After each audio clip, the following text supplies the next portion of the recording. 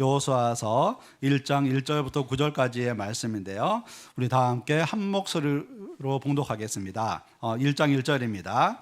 여호와의 종 모세가 죽은 후에 여호와께서 모세의 수종자 눈의 아들 여호수아에게 말씀하여 이르시되 내 종 모세가 죽었으니 이제 너는 이 모든 백성과 더불어 일어나 이 요단을 건너 내가 그들 곧 이스라엘 자손에게 주는 그 땅으로 가라. 내가 모세에게 말한 바와 같이 너희 발바닥으로 밟는 것은 모두 내가 너희에게 주었노니 곧 광야와 이 레바논에서부터 큰 강 곧 유브라데 강까지 해 족속의 온 땅과 또 해 지는 쪽 대해까지 너희의 영토가 되리라.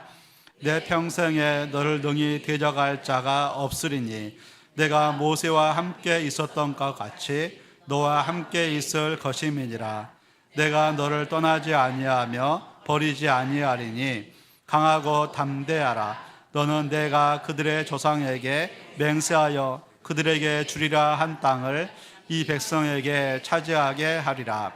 오직 강하고 극히 담대하여 나의 종 모세가 내게 명령한 그 율법을 다 지켜 행하고 우로나 좌로나 치우치지 말라.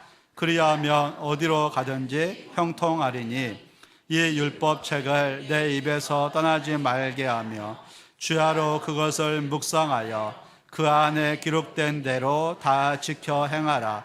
그리하면 내 길이 평탄하게 될 것이며 내가 형통하리라. 내가 내게 명령한 것이 아니냐. 강하고 담대하라. 두려워하지 말며 놀라지 말라. 내가 어디로 가든지 내 하나님 여호와가 너와 함께하느니라 하시니라. 아멘. 네, 하나님의 말씀입니다. 주일을 기억하고 주일 예배 나오신 우리 모든 성도님들에게 주님의 크신 은혜와 사랑이 함께 하시기를 주님의 이름으로 축원합니다. 그 제프 켈러가 쓴 모든 것은 자세에 달려있다는 책이 있습니다.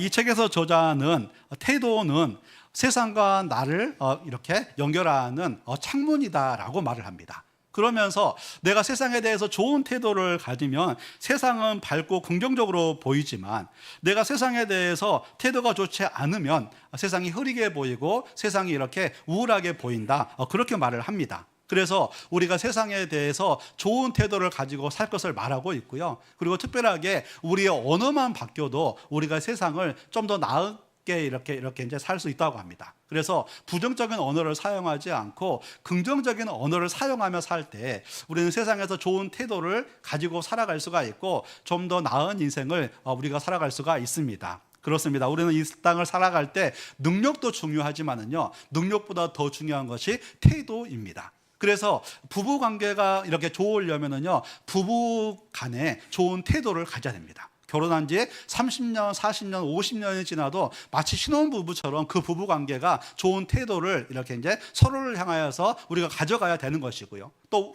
우리 자녀들은 그 부모님에 대해서 좋은 태도를 갖고 우리 부모님들도 우리 자녀들에 대해서 좋은 태도를 가져야 됩니다. 그리고 또한 직장에서도 우리가 직장 동료들에 대해서 직장 상사에 대해서 좋은 태도를 가지고 살아갈 때 우리는 좀 더 나은 인생을 살게 되는 것입니다. 그것은 신앙생활에서도 마찬가지입니다. 우리 하나님께서 어떤 사람을 귀하게 사용하실까요? 그것은 바로 하나님에 대해서 좋은 태도를 가진 사람, 그 사람이 복을 받고요, 주님 앞에 귀하게 쓰임받는 인생을 우리가 살아갈 수가 있는 것입니다. 우리 성도님들 다들 지금도 잘 하고 계시지만 늘 하나님을 향하여서 좋은 태도를 가짐으로 더 복되고 더 귀하게 쓰임받는 인생을 살아가는 저와 여러분이 되시기를 주님의 이름으로 축원합니다. 오늘 본문은 여호수아서입니다. 오늘 본문의 1장 1절은 이렇게 시작을 합니다. 여호와의 종 모세가 죽은 후에. 여호와의 종 모세가 죽었습니다. 모세가 누굽니까? 출애굽을 시킨 지도자요. 광야 40년 동안 이스라엘을 지도한 지도자입니다. 굉장히 위대한 지도자요. 정말 이렇게 저기에서 이스라엘 백성들에게는 가장 중요한 사람입니다. 그런데 그 여호와의 종 모세, 위대한 지도자가 죽었습니다. 이스라엘 백성들 그 마음 가운데는 큰 상실감이 있었고 또 가나안을 정복해야 되는 그 상황 가운데 그들 마음 가운데 큰 두려움이 있었습니다. 그런데 이와 같은 상황에서 하나님께서는 모세의 후임자로 여호수아를 세우시는 것을 알 수가 있습니다. 그 당시에 이렇게 이제 이스라엘 백성들이 남자 장정만 60만 명이었기 때문에 그 중에는 아마 똑똑한 사람들, 뛰어난 사람들이 굉장히 많았을 것입니다. 그런데 그 수많은 똑똑하고 뛰어난 사람들 중에 하필이면 여호수아를 모세의 후임자로 부르는 것을 알 수가 있습니다. 그렇다면 여호수아가 모세의 후임자로 부름을 받은 이유가 무엇일까요? 그것은 바로 여호수아가 작은 일에 충성하는 사람이었기 때문에 그렇습니다. 오늘 본문의 1절 말씀을 우리가 다시 한번 보면 여호와의 종 모세가 죽은 후에 여호와께서 모세의 수종자 눈의 아들 여호수아에게 말씀하여 이르시되, 여호수아를 소개하는데 모세의 수종자로 소개를 합니다. 그런데 여기서 수종자라는 이 단어가 그 히브리어로 메샤렛이라는 그 단어인데요, 섬기다, 봉사하다, 시중돌다, 직무를 수행하다라는 그런 뜻을 가지고 있습니다. 무슨 말입니까? 여호수아는 모세를 섬기던 사람이고 모세에게 시중돌던 사람이고 또 그 모세 밑에서 자신의 직무를 수행하던 사람이다, 이렇게 말하고 있는 것이죠. 게다가 40년 동안이나 이 일들을 합니다. 그렇다면 여호수아가 부족해서 이런 일들을 했을까요? 그렇지 않습니다. 여호수아는 민수기 13장에 보면은요, 이 에브라임 지파의 지도자로 선출될 정도로 굉장히 뛰어난 사람이에요. 근데 그럼에도 불구하고 그는 모세의 수종자로 40년 동안이나 섬기는 것을 알 수가 있습니다. 그리고 하나님께서는 그 작은 일에 충성하는 여호수아를 부르셔서 이스라엘의 위대한 지도자로 사용해 주시는 것을 알 수가 있습니다. 그렇습니다. 우리 하나님께서 귀하게 쓰시는 사람은 누굽니까? 그 사람은 바로 작은 일에 충성하는 사람입니다. 우리는 다른 사람 밑에서 일하는 것을 별로 좋아하지를 않습니다. 그래서 내가 리더가 되어서 어떤 일을 이렇게 하려고 할 때가 되게 많이 있습니다. 그리고 저 같은 경우도 이제 교회에서 이렇게 어릴 때부터 크면서 가장 많이 들었던 기도가 어떤 거였냐면, 하나님 우리 아들이 머리가 될지언정 꼬리가 되지 않게 하소서. 아마 저뿐만이 아니라 주변의 모든 믿음의 자녀들은 이 기도를 되게 저기였을 겁니다. 많이 들었을 겁니다. 하나님 우리 아들이 머리가 될지언정 꼬리가 되지 않게 하소서. 지금도 그렇게 아마 기도하시는 분들도 아마 이렇게 있을 겁니다. 그래서 저는 항상 제 마음 가운데 항상 머리가 돼야 된다라는 그런 마음을 가지고 이렇게 살고 있었습니다. 근데 그것도 중요하지만 우리는 항상 기억해야 될 것이 뭐냐면, 우리 하나님께서 누구를 머리로 사용하시는가? 그것은 바로 작은 일에 충성하는 사람, 그 단계를 잘 통과하는 사람을 우리 하나님은 귀하게 사용해 주시는 것입니다. 그래서 우리는 내가 교회에서 맡고 있는 일이 우리가 작게 느껴질지라도 그 일에 충성하는 삶을 우리가 살아가야 되는 것이고, 내가 직장에서 맡고 있는 일이 비록 내가 이렇게 볼 때에 작게 느껴질지라도 그 일에 충성을 다하는 삶을 우리가 살아가야 될 줄로 믿습니다. 왜냐하면 작은 일에 충성하는 사람을 주님께서 크게 쓰시기 때문에 그렇습니다. 그렇다면 하나님께서는 왜 작은 일에 충성하는 사람을 크게 쓰실까요? 작은 일에 충성하는 게 쉽습니까? 쉽지 않습니까? 쉬워요? 안 쉬워요? 처음에는 쉬울 수가 있는데 시간이 지나다 보면 정말 작은 일에 충성하는 게 쉽지가 않아요. 왜냐하면 내가 볼 때도 이 일이 너무 사소하게 느껴지는 거예요. 그리고 또 내가 사소한 일을 이렇게 이제 하다 보면 주변에서도 나를 대할 때 그렇게 대합니다. 중요한 일을 이렇게 이제 하는 사람은 중요하게 대하고요, 또 사소한 일이나 작은 일을 하는 사람은 거기에 맞게 대합니다. 그러다 보니까요, 정말 작은 일에 충성하는 게 쉽지가 않아요. 그래서 이 작은 일에 충성할 때는 인내가 필요한 거죠. 그런데 인내하는 과정을 통해서 우리는 겸손하게 되고요, 인내하는 과정을 통해서 우리는 이렇게 낮아지게 되고요, 우리는 그 인내하는 과정을 통해서 권위를 인정하는 법을 배우게 되고요, 그 인내하는 과정을 통해서 우리의 믿음이 연단되게 됩니다. 우리 하나님께서는 이러한 과정을 거친 사람들을 크게 사용하신다는 사실을 우리 모두가 다 기억해야 될 줄로 믿습니다.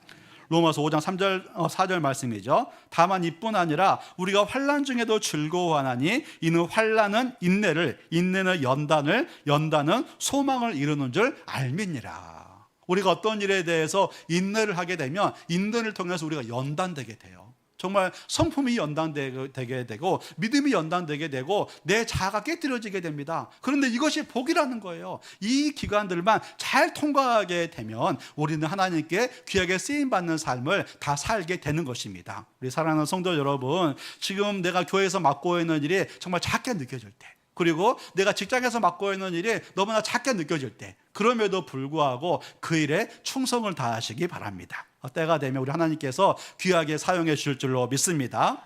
오늘 본문의 여호수아는 정말 40년 동안이나 이렇게 모세의 수종자로 섬기는 그 과정을 통과하여서 이스라엘의 위대한 지도자로 이렇게 세워지는 것을 알 수가 있습니다. 그러면서 우리 하나님께서는 여호수아를 세우신 이후에, 이렇게 여호수아를 부르신 이후에 그가 사명을 잘 감당하는 비결을 세 가지로 알려주십니다. 우리가 이 세상에서 사명을 잘 감당하는 비결, 이 세상에서 승리하는 비결 세 가지를 알려주세요. 우리가 이 세 가지를 알면 이 세상에서 승리할 수가 있고요, 우리에게 맡겨주신 사명을 잘 감당할 수가 있습니다. 그렇다면 그 세 가지가 무엇일까요? 그 첫 번째가 뭐냐면 나의 사명에 집중하라는 것입니다. 나의 사명에 집중하라. 오늘 본문의 2절 말씀이죠. 내 종 모세가 죽었으니 이제는 이 모든 백성과 더불어 일어나 이 요단을 건너 내가 그들을 곧 이스라엘 자손에게 주는 그 땅으로 가라. 여호수아를 부르신 이후에 하나님께서는 너가 무엇을 해야 되는지 정확하게 말씀하세요. 일어나서 이 요단을 건너 내가 그들 곧 이스라엘 자손에게 주는 그 땅으로 가라는 거죠. 모세의 사명은 출애굽시켜서 이스라엘 백성들을 가나안 앞까지 이렇게 인도해 가는 것, 그것이 모세의 사명이었습니다. 그러나 여호수아의 사명은 뭐냐? 요단강을 건너서 가나안 땅을 정복하는 것, 이것이 바로 여호수아의 사명이었습니다. 정말 우리 저에게께서는 하나님께서는 여호수아의 사명을 정확하게 알려주심으로 그 사명에 집중하게 하는 것을 알 수가 있는 것입니다. 이게 왜 중요할까요? 그것은 바로 내 사명을 알게 되면 비교 의식을 이길 수가 있기 때문에 그렇습니다. 우리가 땅을 살다 보면은요, 비교를 되게 많이 당해요. 아마 모세 이제 여호수아도 그랬을 겁니다. 가나안 땅을 이렇게 이제 할 때, 정복해 갈 때, 모세는 안 그랬는데. 모세는 안 그랬는데, 그러면서 아마 비교를 되게 많이 당했을 거예요.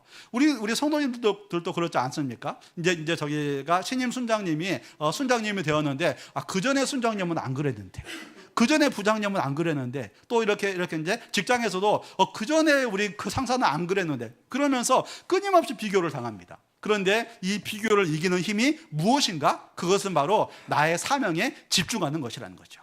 우리 하나님께서 그 자리에 세워주신 이유가 있습니다. 나를 향한 하나님의 놀라운 이렇게 계획이 있습니다. 그래서 우리는 나를 향한 계획에 내가 감당할 그 사명에 집중할 때에 비교의식을 이길 수가 있고 이 땅에서 승리하는 삶을 우리 모두가 다 살게 될 줄로 믿습니다. 어떤 목사님이 정말 저기에서 훌륭하게 사역을 했던 목사님이 이렇게 이제 은퇴하시고 그 교회에 이렇게 이제 후임자로 부임을 하게 되었습니다. 앞에 분이 너무 훌륭하게 잘하시면은요, 그 교회는 건강하게 되게 세워지는데 뒤에 후임자는 되게 부담이 됩니다. 근데 앞에 분이 잘 못하면 뒤에 분들은 그래도 마음이 평안합니다. 우리 성도님들도 그렇죠. 어떤 일을 맡게 될 때, 어떤 부서를 맡게 될 때 앞에 분이 정말 못하신 분이면은요, 뒤에 분이 되게 편해요. 근데 앞에 분이 너무 잘하신 분이면 뒤에 분은요 막 스트레스가 되게 많이 받죠. 아마 이분도 그랬던 것 같아요. 아마 이제 저기에서 올로 목사님이 너무나 훌륭한 분이다 보니까 뒤에 후임 목사님 부담이 너무 되는 거예요. 그래서 이분이 취임 예배에서 성도님들에게 이런 말을 했습니다. 저는 올로 목사님보다 설교도 잘 못하고 성품도 더 좋지 못합니다. 그러나 저를 이 교회에 세워주신 하나님의 이유가 있으신 줄로 믿습니다. 우리 성도님들께서 저를 위해서 많이 기도해 주시면 감사하겠습니다. 그렇게 취임사를 했대요. 그래서 이제 그 목사님은 하나님, 제가 이 교회에서 어떤 것을 해야 됩니까? 라고 주님의 뜻을 찾기 시작했고, 또 성도님들도 그 목사님을 위해서 열심히 기도했습니다. 놀랍게도 교회가 더 부흥하게 되었고 더 건강하게 이렇게 이제 세워졌다라는 그런 얘기를 들은 적이 있습니다. 정말 우리가 다른 사람과 비교하지 않고 내가 받은 사명이 무엇인가, 그것에 집중할 때 비교의식을 이기고 우리에게 맡겨진 사명을 잘 감당하는 삶을 우리 모두가 다 살게 될 줄로 믿습니다. 이제 제가 신학대학원에서 같이 공부하신 동기 목사님이 계시는데 작년에 이렇게 이제 합동신학대학원 총장님이 되었습니다.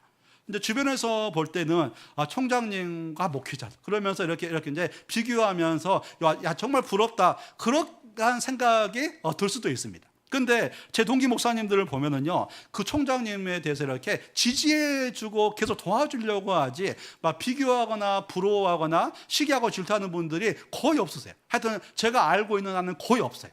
작년에 이제 저기에서 이렇게 이제 신학대학원에서 그 기숙사에 이제 어떤 저기에서 문제가 있어가지고 이제 저희 동기 목사님들이 그 문제를 다 해결을 해줬거든요. 이제 그랬더니 총장님이 저희 동기 목사님들과 같이 식사를 하자고 그랬어요. 그런데 저희 동기 목사님들이 식사 안 해도 된다고. 그냥 저기 이제 학교 일에 더 이렇게 이제 잘 하시면 된다고. 그러면서 혹시 총장님께 폐가 될까봐 같이 식사도 안 했어요.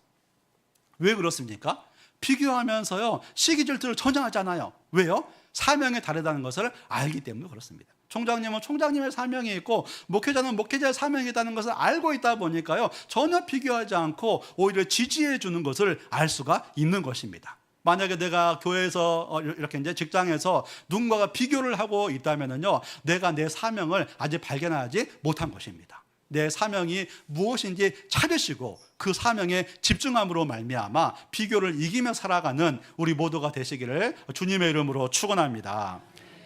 저는 성경을 읽으면서요, 야, 사람의 비교 의식이 엄청나게 깊다는 것을 되게 많이 느끼게 됩니다. 그 중에 한 본문이 어떤 거냐면 요한복음 21장 21절 22절 말씀입니다. 우리 함께 읽겠습니다. 시작. 이에 베드로가 그를 보고 예수께 여짜오되 주님, 이 사람은 어떻게 되겠사옵나이까? 예수께서 이르시되 내가 올 때까지 그를 머물게 하고자 할지라도 내게 무슨 상관이냐?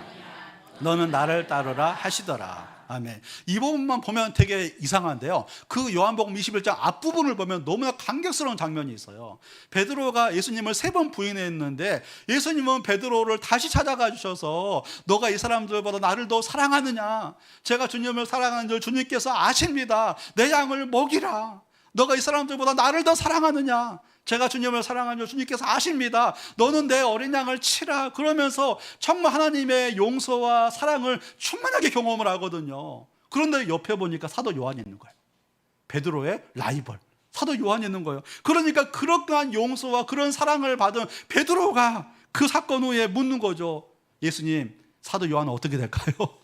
그렇게 물으니까 예수님이 어떻게 말해요? 내가 이 땅에 다시 올 때까지 그를 이렇게 머물고자 할지라도 너가 무슨 상관이냐? 너는 나를 따르라. 그러면서 다른 사람 신경 쓰지 말고 너는 너의 사명에 집중하라. 이렇게 말씀하시는 것을 알 수가 있는 것입니다. 비교 너무 하지 마시고요, 내 사명에 집중하십시오. 하나님은 나를 통해서 이 일을 이렇게 이제 하기를 원하시기 때문에요, 내 사명에 집중할 때 우리는 비교를 이렇게 이기는 삶을 우리 모두가 다 살게 될 줄로 믿습니다. 오늘 본문에서 하나님께서는 여호수아를 세우신 후에 그가 어떤 사명을 감당할지 알려주심으로 그 사명에 집중하게 하는 것을 알 수가 있습니다. 그렇다면 두 번째로 그가 사명을 이렇게 잘 감당할 수 있게 어떤 말씀을 주실까요? 그 두 번째는 하나님의 도우심을 구하라는 것입니다. 오늘 5절 말씀이죠. 내 평생에 너를 능히 대적할 자가 없으리니 내가 모세와 함께 있었던 것 같이 너와 함께 있을 것이니라. 내가 너를 떠나지 아니하며 버리지 아니하리니. 우리 하나님께서는 그 여호수아에게 사명을 주시면서 내가 모세와 함께 있었던 것 같이 너와 함께 할 것이다, 그렇게 말씀하십니다. 모세가 위대한 지도자로 쓰임을 받을 수 있었던 이유가 뭐냐면 그가 능력이 많아서가 아니고 하나님께서 함께 하셨기 때문이라는 거죠. 그런데 여호수아도 너가 능력이 좀 부족해도 하나님께서 함께 하시면 너는 귀하게 쓰임 받을 수 있을 것이다, 이렇게 말씀을 하고 있는 것입니다. 그렇습니다. 우리가 교회에서 사명을 감당할 때, 이 세상에서 살 때 하나님이 함께 하시는 삶을 살아가면 놀랍게 쓰임받는 인생을 우리 모두가 다 살게 될 줄로 믿습니다. 그 TV 새롭게 하소서에서 수많은 성도님들의 간증을 듣다 보면은요, 그분들이 다 고백하는 게 뭡니까? 하나님의 은혜, 하나님이 함께 해주셔서 제가 이렇게 왔습니다를 다 고백합니다. 그것은 아마 저도 마찬가지인 것 같습니다. 이제 저희 교회가 개척된 지가 이렇게 이제 저기가 됐는데 10년이 되었는데, 저는 이제 저에게 제가 가끔 질문을 해요. 하나님 저희 교회에 좋은 성도님들을 어떻게 이렇게 많이 보내주셨습니까?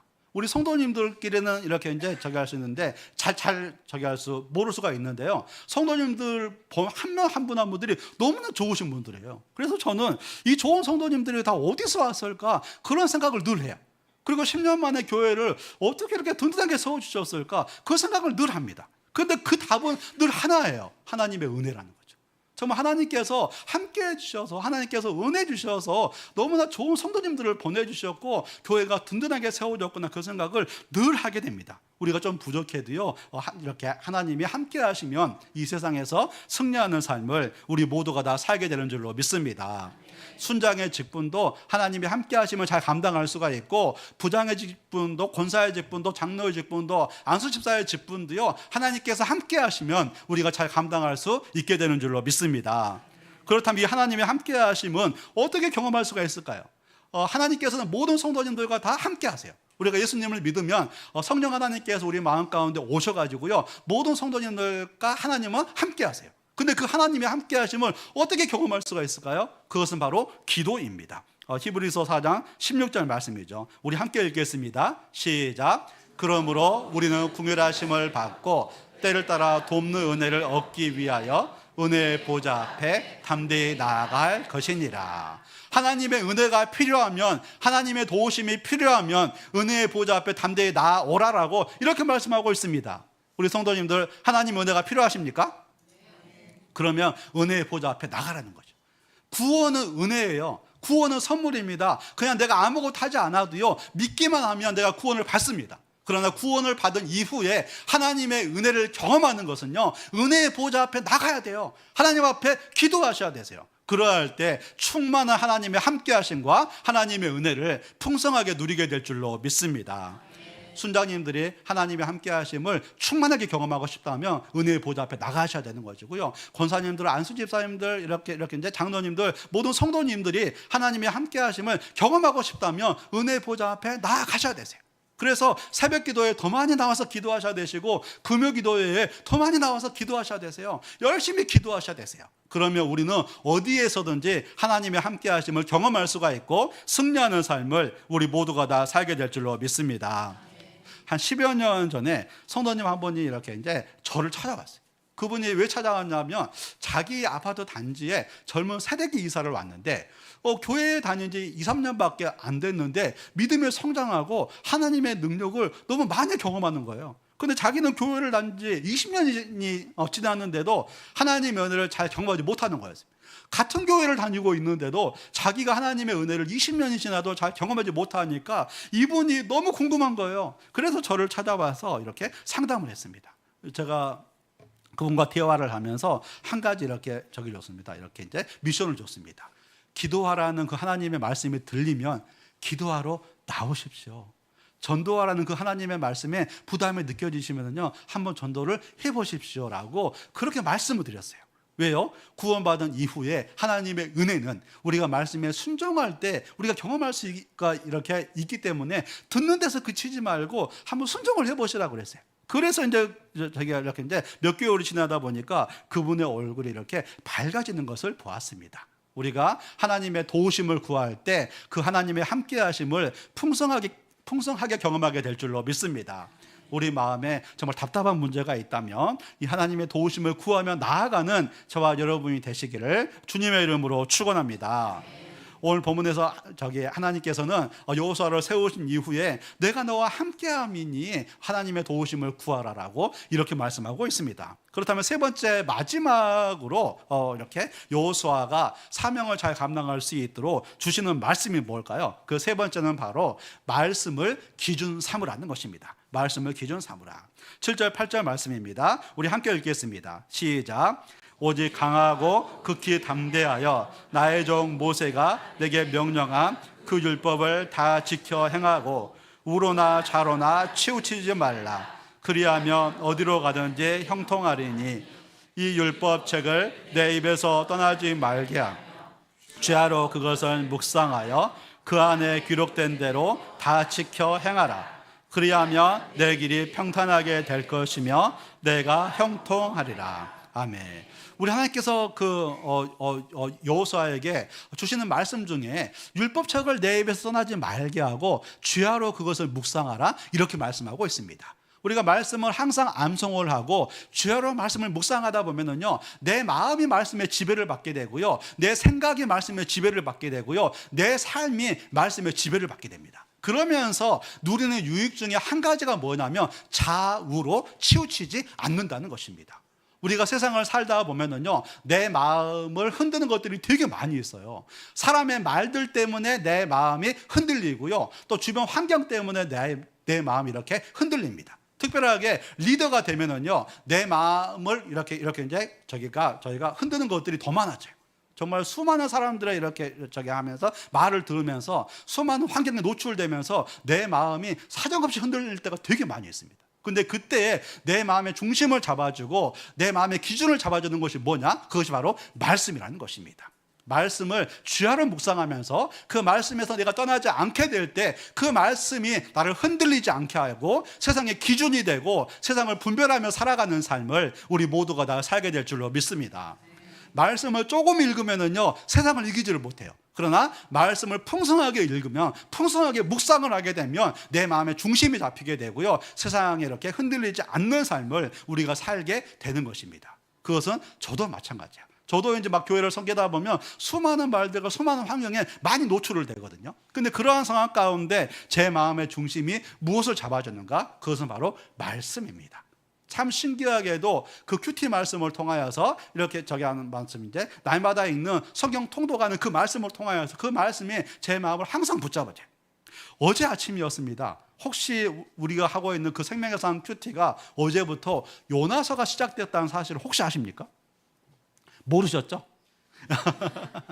네, 저희가 토요일에 이제 막 새벽 기도나 큐티가 없기 때문에 아마 요나서가 시작되었다는 것을 거의 몰랐을 겁니다. 근데 어제 아침에 제가 큐티 본문을 폈는데 요나서 1장이더라고요. 그런데 그 요나서 1장에 그 전에 읽을 때는 요나가 왜 하나님의 말씀을 듣고 도망가가지고 항상 요나의 말씀이었거든요. 근데 어제 아침에는 이 말씀을 묵상하는데 나의 말씀으로 들렸어요. 그게 이제 요나서 1장 2절 3절 말씀이었는데요. 우리 함께 읽어볼까요? 시작. 너는 일어나 저 큰 성읍 니느웨로 가서 그것을 향하여 외치라. 그 악독이 내 앞에 상달되었음이니라 하시니라.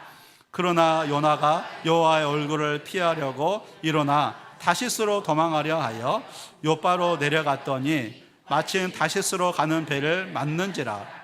여호와의 얼굴을 피하여 그들과 함께 다시스로 가려고 백삭을 주고 배에 올랐더라. 아멘. 요나에게 니느웨로 가서 주의 말씀을 증거하라는 주님의 저희가 말씀이 들립니다. 그런데 니느웨는 그 당시 이스라엘의 원수였던 아수르 제국의 수도였죠. 만약 성도님들에게 일본 동경에 가서 주의 복음을 전하라, 그럴 때 정말 순종하기가 쉽지 않은 거죠. 그래서 요나도 그 말씀에 순종하기가 어려운 거예요. 그래서 말씀을 견디다 못해서 니느웨 정반대 방향 다시스로 도망가 버리죠. 그런데 이 모습을 보는데 요나의 모습이 나의 모습이구나. 주님은 형제를 용서하라고 그러는데 그 말씀이 내 마음에 안 드는 거예요. 그래서 그 형제를 용서하라는 말씀을 애써 외면을 하는 거죠. 너희가 형제를 사랑하라라고 이렇게 말씀을 하는데 그 말씀이 내 마음에 들지 않아서 내가 애써 외면을 하는 거예요. 너희가 형제에 대해서 이렇게 이제 아낌없이 구제하라는 그 말씀을 주는데 그 마음에 내 마음에 별로 들지 않아서 내가 말씀에 순종하지 않는 거예요. 내 마음에 요나가 있는 거죠. 그래서 제가 어제 아침에 이 말씀을 묵상하면서 하나님, 제 마음에 요나가 있습니다. 제가 요나입니다. 그러면서 하나님의 마음을 주셔서 주님의 마음으로 주님의 말씀에 순종하며 살게 하소서 이제 그렇게 기도를 했거든요. 그런데 제 마음의 중심이 딱 잡히는 것을 제가 경험하게 되었습니다. 이게 말씀의 능력입니다. 우리가 말씀을 주야로 묵상하며 살아갈 때 이 세상은 우리의 마음을 흔드는 것들이 되게 많이 있고 또 사람의 말들 때문에 우리의 마음이 많이 흔들리게 되는데 말씀을 주야로 묵상하며 살아갈 때 그 말씀은 우리의 중심을 붙잡아주고 세상을 분별하게 하며 우리 인생에 이렇게 이제 기준이 되는 삶을 우리 모두가 다 살게 될 줄로 믿습니다. 우리 사랑하는 성도 여러분, 제가 요즘에 듣다 보니까 우리 순장님들이 성경을 열심히 읽고 있어요. 엄청나게 열심히 읽고 있어요, 지금요. 그리고 또 이제 어떤 순모임들에서도 다 함께 이렇게 이제 성경을 열심히 이렇게 읽고 있다는 그런 소식들도 저기 하고 있습니다. 듣고 있습니다. 우리 성도님들 다들 지금도 잘 하고 계시지만 말씀을 더 읽으시기 바랍니다. 아직 시작하지 못하시는 분들은 다시 시작하시고요. 지금 이미 말씀을 이렇게 읽고 계시는 분들은 말씀을 더 읽으시기 바랍니다. 그러할 때 우리는 이 세상 가운데 우리의 중심을 잡고 흔들리지 않는 인생을 우리 모두가 다 살게 될 줄로 믿습니다. 오늘 말씀을 정리하겠습니다. 오늘 하나님께서는 이렇게 여호수아에게 사명을 주시면서 이 사명을 잘 감당할 수 있는 비결 세 가지를 말씀하십니다. 그 첫 번째는 나의 사명에 집중하라. 그래야 할 때 비교 의식을 이렇게 이길 수가 있다는 거죠. 그리고 두 번째는 하나님의 도우심을 구해라. 왜냐하면 하나님의 도우심을 구할 때 하나님의 함께 하심을 우리가 경험할 수가 있기 때문에 그렇습니다. 그리고 세 번째는 이렇게 말씀을 기준 삼으라. 우리가 말씀에 붙들려 살아갈 때 세상에 흔들리지 않기 때문에 너희가 말씀을 주야로 묵상하라고 이렇게 말씀하고 있습니다. 이 세 가지를 정말 우리 삶 가운데 기억하시면서 늘 승리하는 삶을 살아가는 저와 여러분이 되시기를 주님의 이름으로 축원합니다. 우리 다 함께 찬양 드리겠습니다. 함께 찬양 드릴 때 은혜 아니면 살아갈 수가 없네. 은혜 아니면 살아갈 수가 없네. 호흡마저도 주님의 것이니 세상 평안과 이로 내게 없어도 예수 오직 예수뿐이네. 그렇습니다. 이 세상은 우리 힘으로 살아가기에는 너무나 큰 세상입니다. 그러나 우리 하나님이 함께 하시면, 하나님의 은혜가 함께하면 우리는 세상에서 승리하는 삶을 살아갈 수가 있습니다. 하나님, 날마다 제가 하나님의 은혜에 붙들려 살아가게 하시고 하나님의 은혜 안에서 살아가게 하여 주옵소서. 이 믿음의 고백을 우리 하나님께 올려드리겠습니다.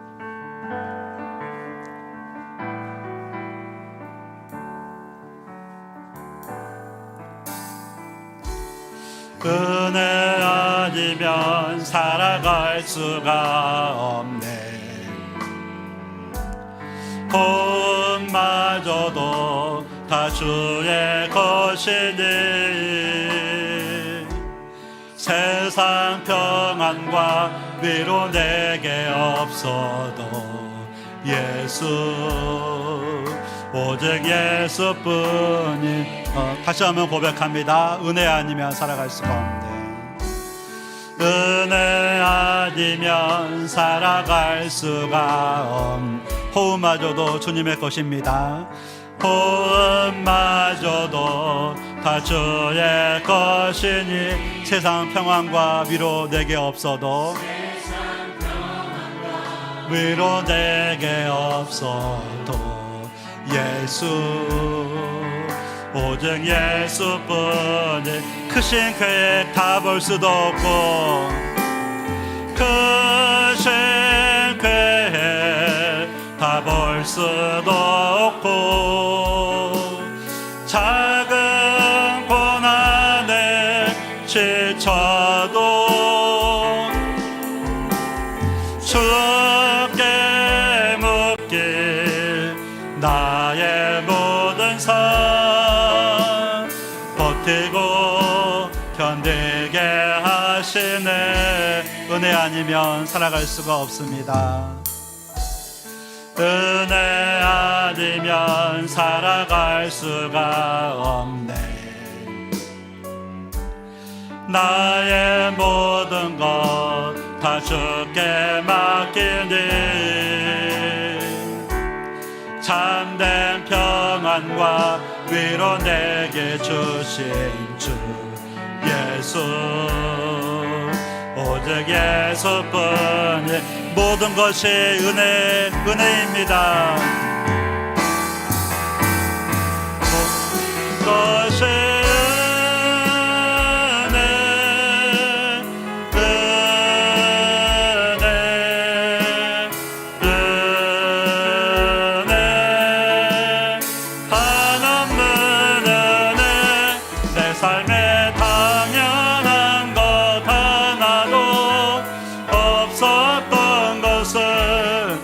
모든 것이 은혜여 모든 것이 은혜 것이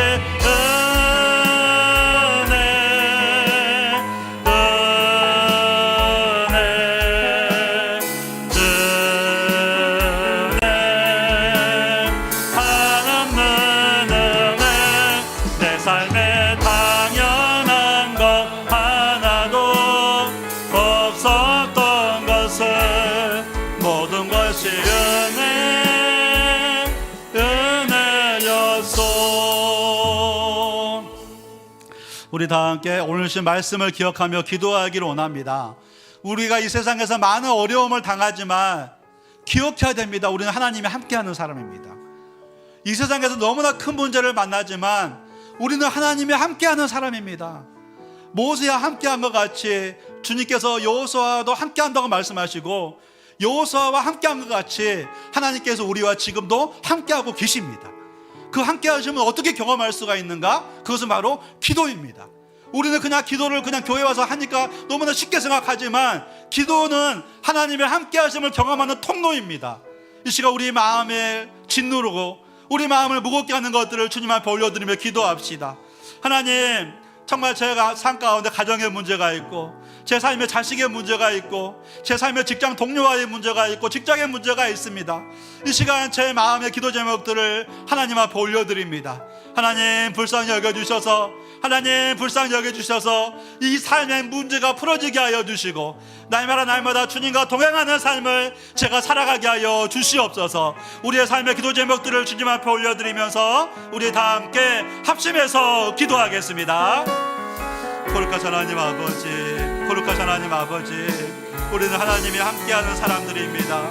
이 세상에서 많은 어려움을 당하고 많은 문제를 당하지만 우리는 하나님이 함께하는 사람들입니다. 하나님이 함께하는 사람들입니다. 하나님이 함께하시면 어떤 문제도 다 해결될 수가 있고 어떤 문제도 다 이길 수가 있습니다. 하나님 아버지, 저희가 주님을 바라보게 하여 주옵소서. 하나님 아버지, 저희가 주님을 바라보게 하여 주옵소서. 하나님, 저희가 주님을 바라보게 하여 주옵소서. 하나님이 함께하시면 우리 가정의 문제를 이길 수가 있고 자식의 문제를 이길 수가 있고 직장의 문제를 이길 수가 있는 줄 믿사오니 하나님 아버지, 저를 불쌍히 여겨주셔서 저를 불쌍히 여겨주셔서 함께하신 하나님과 함께 우리 이 세상을 승리하는 삶을 우리 모두가 다 살아갈 수 있도록 도와주시옵소서. 낙심하지 않고 기도하게 하시고 더 주님을 바라보게 하여 주시고 더 주님 앞에 나아가는 우리 모두가 될 수 있도록 도와주시옵소서. 하나님의 도우심을 구합니다.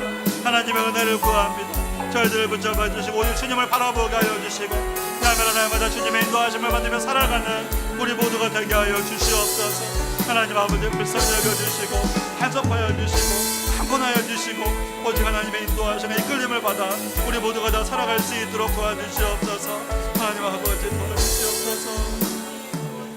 하나님 아버지, 거룩하신 하나님 아버지, 그렇습니다. 우리가 이 세상에서 가정의 문제를 만나고 또 정말 직장의 문제를 만나고 또 자녀의 문제를 만나고 우리가 감당할 수 없는 문제를 만날 때가 너무나 많이 있습니다. 우리 힘으로는 감당할 수가 없지만 우리는 하나님이 함께하는 사람인 줄로 믿습니다. 우리는 못하지만 하나님이시면 충분히 가능합니다. 하나님, 우리의 삶에 정말 짓누릴 때마다 우리의 마음이 억누릴 때마다 은혜의 보좌 앞에 나가 기도하게 하시고 기도의 자리에서 풀어주시는 하나님을 우리 모두가 다 경험하게 하여 주시옵소서. 문제 해결이 될 때 문제로 그냥 끝나버리지 않게 하여 주시고 평생의 삶을 주님과 함께하는 삶을 우리 모두가 다 살아가게 하여 주옵소서. 하나님 감사합니다. 예수 그리스도 이름으로 기도합니다. 아멘. 우리 다 함께 그 자리에서